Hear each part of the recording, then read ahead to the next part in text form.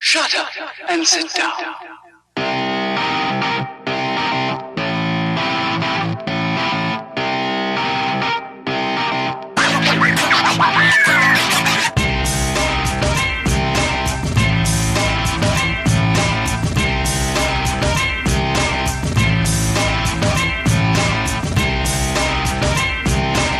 What's the story, Internet?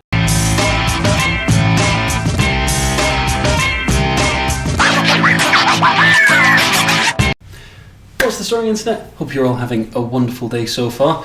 As promised, I am back with part 2 of my review of the group stages, along with a preview of the upcoming round of 16. So without further ado, let's just jump right into it, because no messing about, we need to get into that round of 16. Proper exciting. So, first group we're going to start off with is Group E. So this was Sweden, Spain, Slovakia and Poland. So moving over to the first round of fixtures, we had Poland 1, Slovakia 2. So a great performance from Slovakia. Poland, just as I predicted, they just couldn't gel. They just couldn't... so many great players, they just couldn't gel. And Lewandowski can't do it all by himself, bless him. Great player, but he's not a one-man army. So, yeah, great result for Slovakia, though. And very important 3 points. Moving on to the next fixture, Spain versus Sweden. An incredible point for Sweden, 0-0 against the hosts there in Seville. So yeah, a great point from Sweden. Very hard fought. They had opportunities to win it as well. So fair play to Sweden. Spain in this match were lacking that cutting edge. They were lacking that striker. They were lacking a Fernando Torres, a David Villa of years gone by. Alvaro Morata doing Alvaro Morata things and just not being able to do what he could. Gerard Moreno looked lively, Ferran Torres looked lively, but nothing doing in the first one. So on to the next fixtures. On the 18th of June, we had Sweden against Slovakia, and Sweden get their first victory, 1-0. Very well played from Sweden. Slovakia had their opportunities, but Sweden just held them at bay. Robin Olsen, very impressive in this tournament, especially to say that he's not the most renowned goalkeeper, at least not as much as he was. Fell out of favour at Everton to Jordan Pickford. So, and then the next match was Spain against Poland, and another draw for Spain, 1-1. So, yeah, not looking good for Spain, but a very important point for Poland. So yeah, it was Morata. He did get a goal, so I'm being too harsh on him. And then Lewandowski got the equaliser in the 54th minute.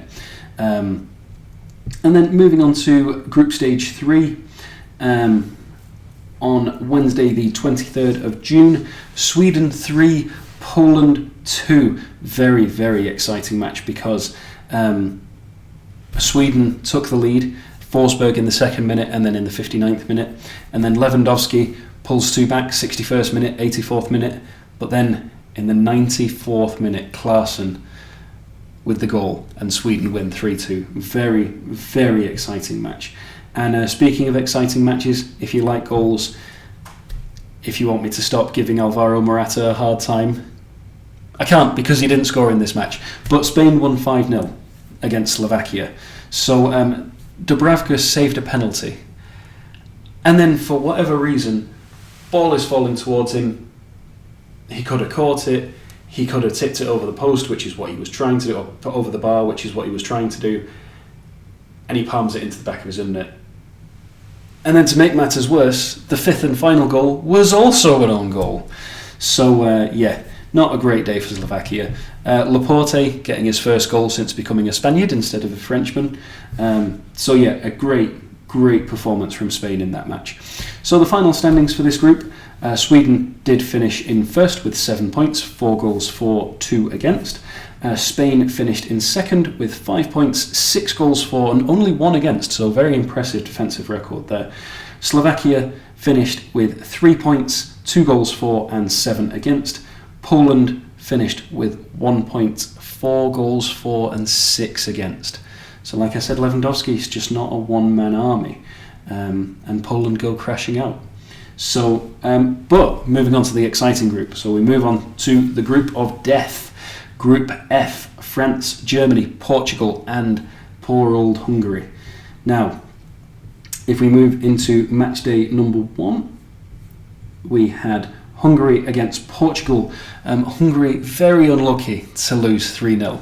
They lasted all the way into the 80 minutes, and then Cristiano Ronaldo just switched it on. They got a penalty, 3-0. So great result for Portugal there. And then in the other fixture, France 1, Germany 0. Mats Hummels getting probably the best hit own goal that I've seen for a long time. If that had been at the other end, that would have been an incredible goal. I did feel sorry for Mats Hummels though, because there was footage of his child celebrating because they thought that their dad had scored a goal, and obviously had to go home and tell him that it wasn't a goal for the right side. So bless him.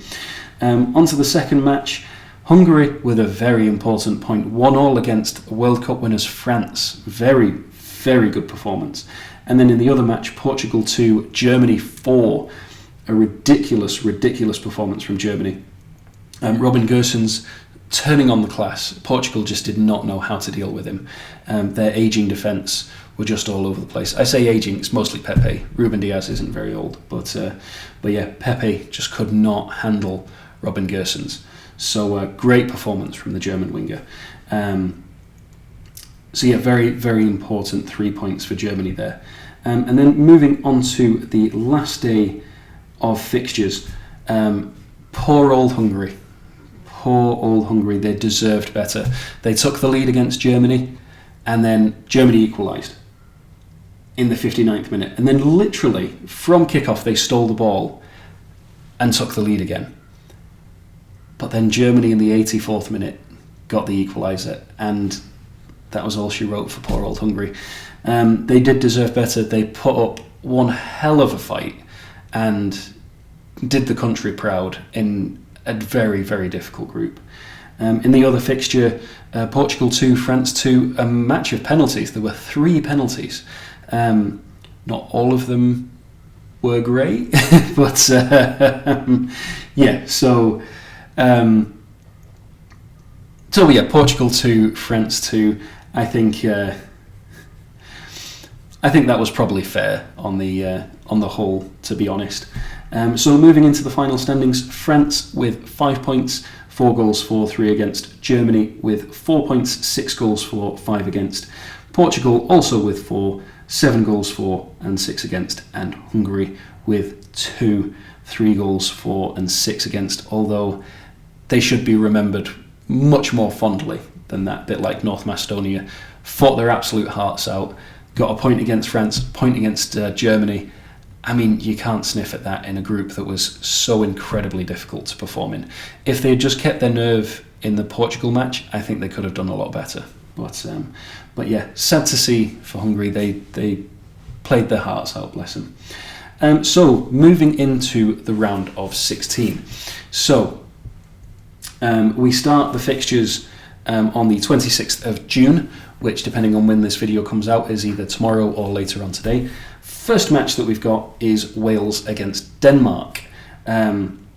So one thing I did just want to mention with the groups. So the third place teams that went through were Switzerland, Finland did not make it, Ukraine went through, Czech Republic went through, Slovakia did not go through, and Portugal went through. So those are your 4: Portugal, the Czech Republic, Ukraine, and Switzerland. They were the ones with the best goal difference. So Wales versus Denmark at 9 a.m. Very interesting match. Denmark obviously have the hopes of a nation and the hopes of one man in particular, Christian Eriksen, behind them. But Wales did incredibly well, especially against Turkey. They performed well against Italy. Obviously didn't get a result, but still performed admirably. I think this is going to be a very, very entertaining match in Amsterdam. I think that either side could win it. It depends on who shows up on the day. Both teams have the capacity. They have the players, Gareth Bale and Aaron Ramsey. And then for Denmark, they've got Kasper Schmeichel, they've got Simon Kjær, they're a fantastic, fantastic captain. Yeah, both sides have the potential, so we'll have to see. I am going to predict that it's going to be 1-1, and I think it's going to be penalties, which I think is going to be incredibly unfair. but that's what I think is going to happen. And I think Denmark are going to win it on penalties. I think they've got the emotional response to take them through. Shame for Wales, but that's my prediction. Next match is Italy against Austria. Now, Italy have got to be careful against Austria. Austria played incredibly well in the group stages. And yes, Italy are unbeaten in 30 matches, haven't been scored on in 1,000 plus minutes, whatever it is. But Austria are very hard to break down. On their day, they have some incredible players, the likes of Arnautovic, if he's not banned. I know he got banned for being stupid in their second match. Boateng is obviously ageing. He wants to show that he's still got it. Sabitzer, fantastic player. They have their moments if you're not careful. So Italy have got to take this seriously. I think they will. First time back in the spotlight since missing out on World Cup 2018. Roberto Mancini has been doing incredibly well, even if he is looking very dapper in his Armani suit. He is getting the business done as well. He's not all fashion icon. And then moving on to Sunday, we have Holland versus the Czech Republic. So on a similar note to what I said about Austria, Holland have got to be very careful about the Czech Republic. Just look at what they did against Scotland. They found it very difficult to break down England, but I think England were just very well organised, and both teams are sort of already expected to go through. But Holland have got to be very careful. Their defence has been one of their biggest problems, especially without Virgil van Dijk. And their capacity to have trouble scoring goals. I mean, Dumfries, their right back, really saved them against Poland. Not Poland, who was it? Sorry, let me just go back because I've forgotten who was in their group. Ukraine, not Poland. I knew it was somewhere around there. No offence to Ukrainians or Polish. But yeah, Dumfries, their right back, was the one that saved them in that fixture. So they've got to really switch it on if they're going to have any hope of going past a classy and hard to break down Czech Republic. As you can see, England only managed to score one goal. So yeah, Holland have got to be careful there. So we'll see if they can switch it on. The next match is Belgium versus Portugal. I think this is going to be one of the fixtures of the round. Not the fixture of the round. I think you already know which one I'm talking about there. But yeah, very, very good teams. Portugal performed well in the group of death. Yes, they were soundly beaten by Germany, but they performed well against France. They got the job done against Hungary. Belgium, they've always been that team that's sort of so much hype around them. But then if you look at what happened last time out against Wales, they lost 3-1 thanks to a fantastic Cruyff turn from Hal Robson-Kanu. But yeah, they've always got that hype around them and they just don't have the end product. So we'll see if they can do it. I mean, the likes of KDB, Romelu Lukaku, Tielemans, they've got some great players. We'll see if they can gel and get the job done. But I think this is going to be a thoroughly entertaining match. Sorry, I haven't given my predictions. I think Italy's going to win 2-1. I think Holland is going to beat the Czech Republic 1-0. I think it's going to be a very low-scoring game. Belgium-Portugal, I think, is going to go to penalties, just like the Wales-Denmark match. And I think Portugal are going to win it. I think Cristiano Ronaldo is going to boost them to another level. On to Monday, we have Croatia versus Spain. Should be an interesting match. I think Spain are not the team that they once were, as I discussed earlier with their lack of striking options. But Croatia are getting on a bit. Modric is getting very old. Rakitic is getting very old. Perisic is getting very old. So, but with that comes experience. So we'll have to see. They are a very hard team to break down. So with Spain already having problems trying to get through to the strikers, and with Croatia being so solid at the back, could have caused problems for them. I think Croatia are going to win this 2-1. I think this is going to be the shock of the round. Not that it's a shock, no disrespect. I mean, they made it to the finals of the World Cup, but very different dynamic in that World Cup versus what they are now. So, France versus Switzerland. Again, big team that I think is going to struggle against the comparative minnows. But Switzerland, a very well organised team. They've got a great goalkeeper, got some good defenders. Shaqiri's always a threat. You know, you can't count them out. But can they do it against the likes of Pogba and Kante and Mbappe and Griezmann and Benzema, and the list goes on, and you run out of breath, and I don't think they can, unfortunately. I think France is going to win this 3-1. I think it's going to be 1-0 to France, and then Switzerland going to equalise, and then I think France is just going to switch on the afterburners and just blow them away. I'm going to save the 9 o'clock fixture on Tuesday till last because it's the most important fixture, and I say that completely unbiased. But Sweden versus Ukraine, very interesting fixture. I think Ukraine are going to find Sweden hard to handle, especially with the likes of Isak and Forsberg. My boy Victor Lindelof performed admirably in the group stages. But I can see this being a stalemate. I'm going to say that this is 1-1, another one that goes to penalties, and I think Sweden are going to take it eventually. But I think it's going to be a very, very even match. Two sides, very hard to break down. Sweden have a bit more flair about them, no disrespect to the likes of Yarmolenko, but Andrei Shevchenko does have his side very well organised, and I think it is going to take penalties for Sweden to beat them. But the big one is England against Germany.